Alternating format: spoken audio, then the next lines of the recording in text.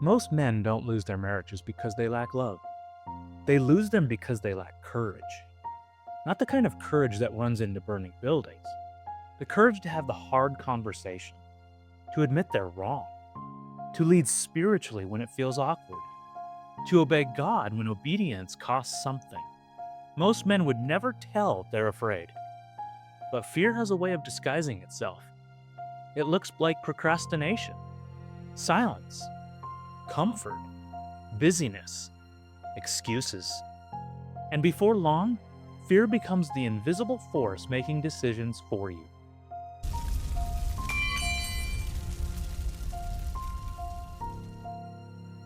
Here's the dangerous part.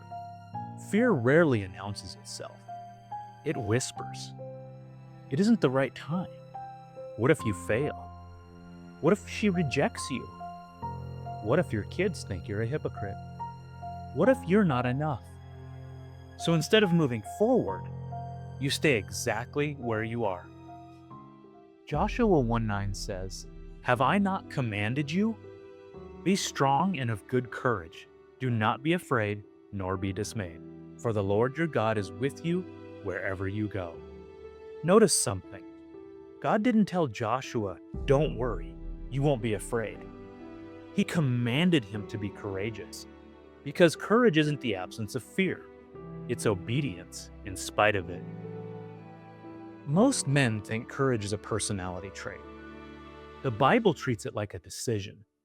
Joshua had real enemies. David faced real giants. Peter stepped onto real water. None of them acted because they felt fearless. They acted because they trusted God more than they trusted their fear.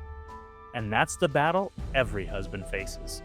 Not, am I afraid? But, who am I going to trust? Here's how you know fear might be leading your life. You keep waiting until you feel ready. But ready never comes. Faith moves first.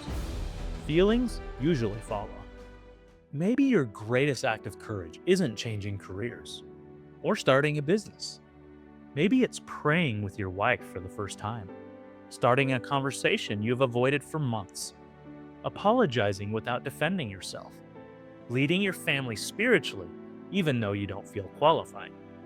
Fear says, wait until you're confident. God says, walk with me.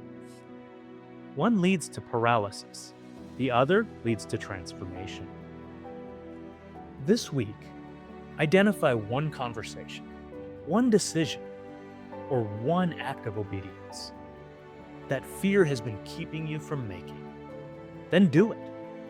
Not because you suddenly feel brave, but because courage grows every time obedience wins. Your wife doesn't need a fearless husband. Your children don't need a fearless father. They need a man who trusts God enough to move forward even when fear is present. That's courage. And that's the kind of man God builds. If this helped you, stand with this work by subscribing and sharing it with another man who needs it. Forged in faith, bound by covenant. Let's get to work.